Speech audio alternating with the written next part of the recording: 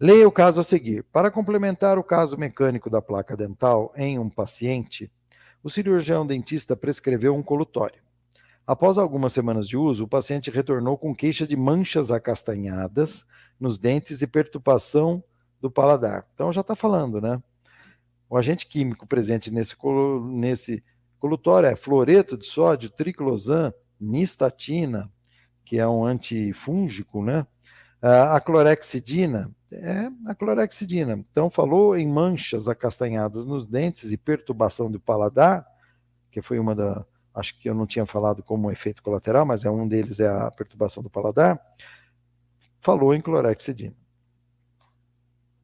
Aí ele faz uma pergunta, olha, devido ao seu uso frequente, a pasta de dente torna-se um veículo ideal para a administração de agentes controladores da placa dental. Qual ingrediente, quando presente na pasta de dente, atua como detergente, promove a espuma e tem propriedades antimicrobianas e inibidores de placa? Quem que é detergente? É o lauril sulfato de sódio.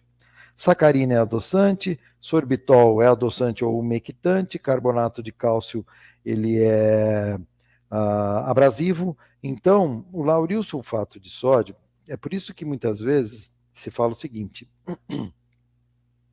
isso já caiu em concurso, a clorexidina, ela reage com o lauril sulfato de sódio. Então, você fazer uma higienização com creme dental, né? O creme dental vai ter o lauril sulfato de sódio, detergente, e depois você faz clorexidina, você está diminuindo o efeito da clorexidina, porque a clorexidina se junta a esse lauril sulfato de sódio e perde o efeito dela. Então, não se deve fazer isso.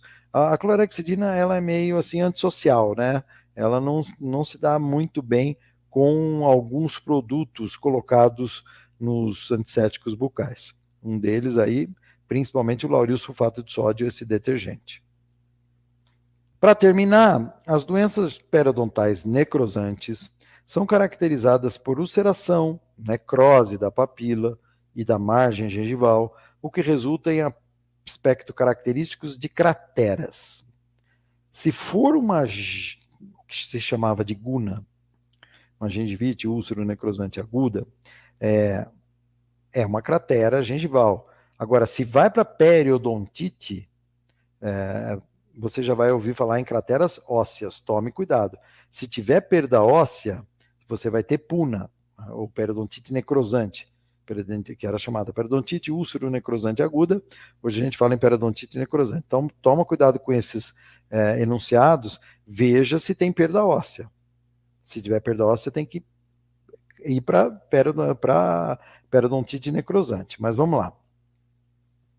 Nessas patologias, as úlceras são cobertas por uma camada branco-amarelada ou cinza, denominada de pseudomembranosa. Sim, parece interessante. As lesões necrosantes sem sintomatologia dolorosa são de evolução lenta e sangram com facilidade. Lesão necrosante tem sintomatologia dolorosa e não tem evolução lenta nenhuma. Normalmente elas são rampantes. Você tem ali uma situação clínica, muitas vezes crônica, e agudiza. É de rápida progressão isso aí. Então está errada. As úlceras atingem a margem gengival, porém não afetam a papila interdental. Não. Pelo contrário, afeta a papila interdental. A febre e o mal-estar são exemplos de suas manifestações sistêmicas. Elas podem ocorrer, mas não necessariamente. Eu ficaria com a primeira aqui, que está mais clara, tá? Muitas vezes o paciente tem uma guna, mas ele não tem febre. Então, nem sempre febre e mal-estar vão aparecer. Então, a resposta seria A. As úlceras são cobertas por uma camada branco-amarelada ou cinza denominada de pseudomembranosa. Questão 21, de 2013. A utilização de fluoretos como meio preventivo e terapêutico da cárie dentária iniciou-se na década de 1940 e desde então os fluoretos podem ser encontrados na água de abastecimento público, em dentifrícios, em soluções para bochechos, géis e vernizes. Na utilização desses fluoretos deve-se considerar o seguinte, só um adendo aqui, né? Não é desde então que ele pode ser encontrado na água de abastecimento público. Ele começou a ser estudado em 1940, mas demorou muito para ele ser utilizado, tá? Vamos lá. A efetividade do gel fluoretado é menor do que a de verniz com flúor? Essa questão ela pode causar um confundimento, tá? Porque você vai falar, o gel é menor que o verniz? Não, o verniz é maior. Para poder fazer essa questão, você vai ter que ter lido o manual, né? A página 13, vou marcar aqui em cima para vocês do manual, que fala de efetividade, que fala de eficiência e que fala de eficácia, né? Deixa eu ver. De eficácia, né? Não tem aqui nenhuma falando de eficácia. Mas para poder fazer essa questão, você tem que ter lido. Então, lá na página 13 do guia, ele fala, né, que a eficácia, a eficácia é o alcance do objetivo oferecido pelaquela metodologia. Então, o flúor, né? Como é que eu avalio a eficácia? Ele cumpre o objetivo? Se ele cumpre o objetivo, ele é eficaz. Isso tem relação com a eficácia. Já a efetividade é o grau de eficácia que a medida atinge na prática, né? Então, qual é o grau de eficácia que ele atinge na prática, né? Então, isso se fala de efetividade. Então, a efetividade do gel fluoretado é menor do que o de verniz de flúor? Não, na prática, para o que ele é proposto, ele é semelhante, né? Então, a efetividade dele é semelhante na prática. Ele é utilizado para tal coisa. Ele tem benefício? Tem. O verniz é utilizado para tal coisa. Tem benefício? Tem. Então, por isso que essa alternativa é errada. Por quê? Porque ele é semelhante, tá?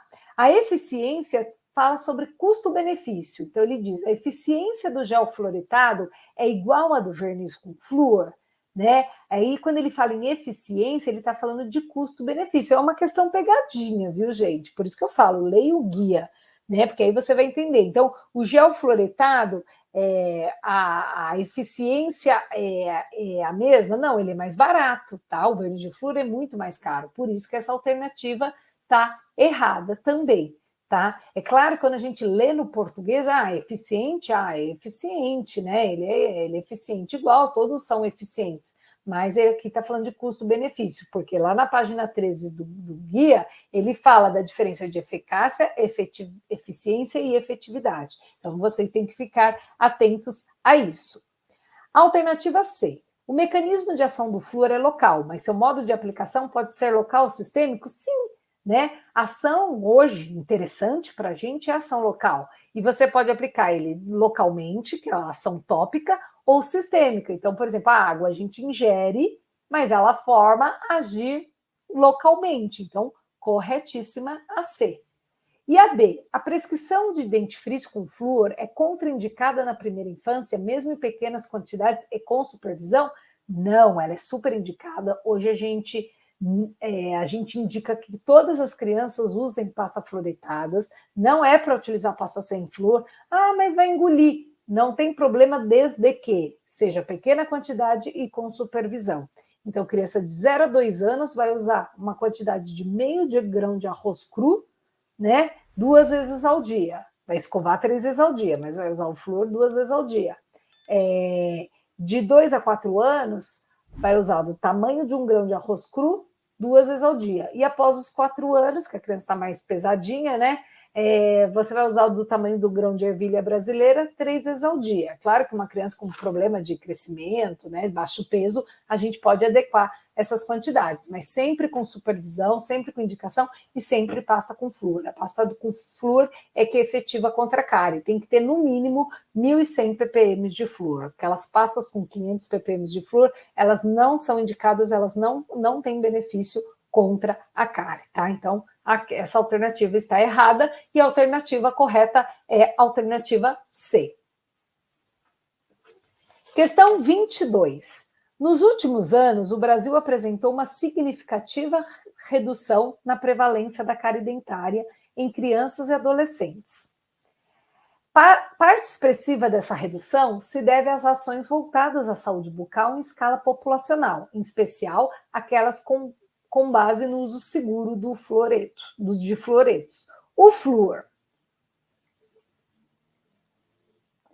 Aí o clássico da UFG, né? O flúor, e a gente continua com as alternativas. É depositado na forma de reservatório nos resíduos de placa bacteriana não removidos pela escovação? Sim, o flúor é capaz de ficar na placa bacteriana como um reservatório. Isso é clássico do flúor, uma das grandes vantagens de se utilizar flúor, né? Mesmo que a gente mecanicamente não remova todo o biofilme, quando a gente usa o dentifrício fluoritado, o flúor pode ficar ali depositado e ajudar a contribuir naquele processo desre, né, na remineralização. Então, a alternativa A já é a alternativa correta. Alternativa B. Tem como teor recomendado na água de abastecimento 2.700 ppm ou 2,7 miligramas por litro? Não, é 0,7 miligramas, né? Então, aqui é 0,7, não 2,7. Então, também não é 2.700 ppm. Então, está errado, tá? 0,7 ppm ou 0,7 miligramas por litro, tá? E aqui tem na página, deixa eu ver se eu anotei, na página 19, tá? Na página 19 do guia. Olha o guia novamente aí, tá? Alternativa C. Apresenta um valor máximo permitido de 5,5 miligramas por litro de água? Não, né? 0,7 miligramas. Alternativa D. Reage com o dente, formando uma pequena quantidade de fluoreto de sódio na superfície do esmalte dentina? Não, né? Na verdade, ele vai reagir ali, ele vai ficar disponível na cavidade bucal e ele vai formar uma quantidade grande de fluoreto na superfície do esmalte. Então, a alternativa correta é a alternativa A. Tudo bem? Lembrando que também está lá no guia. Então, vocês viram, 90%, é que eu não fiz a contagem certinha, mas acho que mais de 90% das questões são baseadas nesse guia que eu passei para vocês. Então, tem que ler, tá? Tem que estudar com carinho, imprimam, grifem, né? Estudem bastante, que tem uma boa base para a parte de flúor para vocês.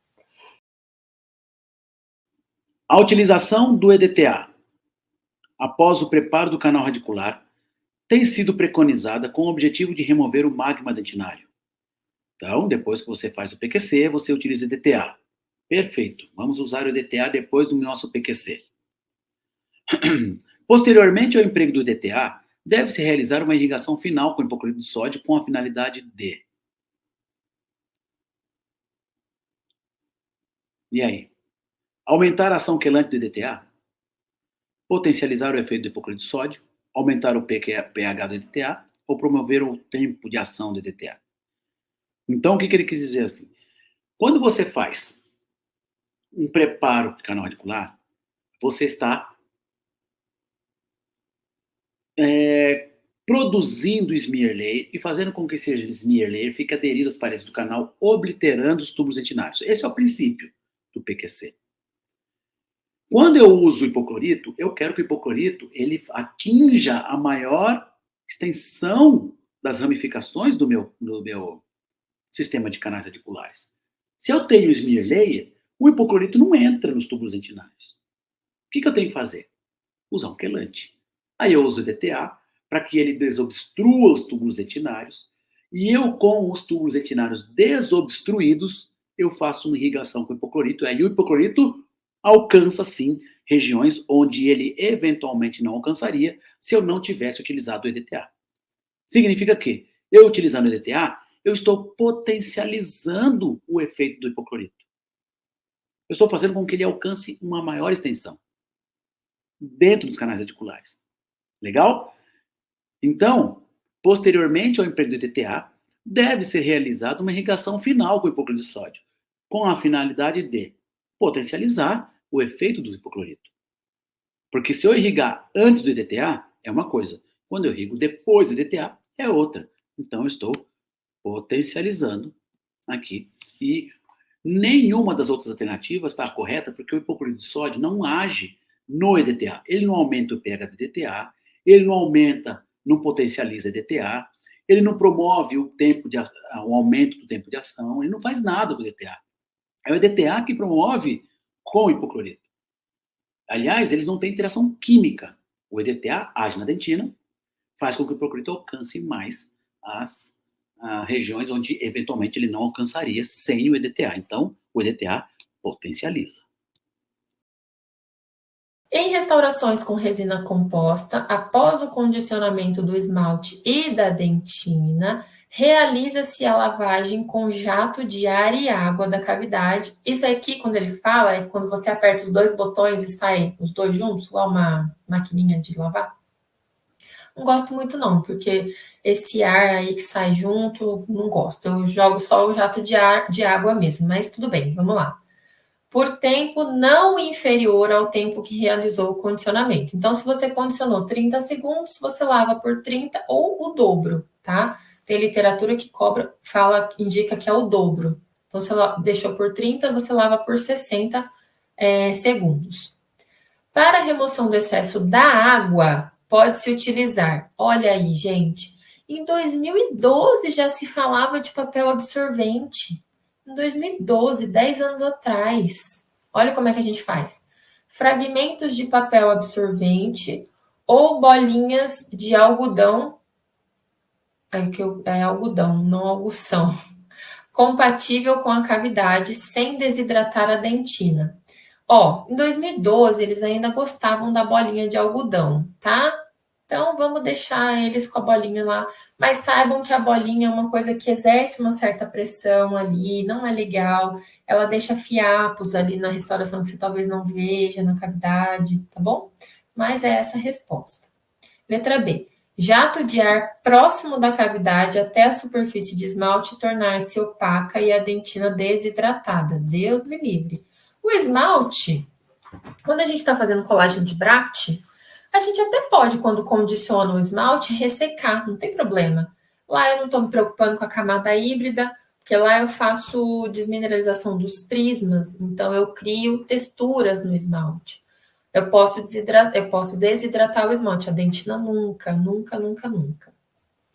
Letra C. O jato de ar na superfície cavitária até desidratar a dentina, não. Bolinhas de algodão seguido da aplicação de jatos de ar na superfície cavitária até o colapso das fibrilas de colágeno.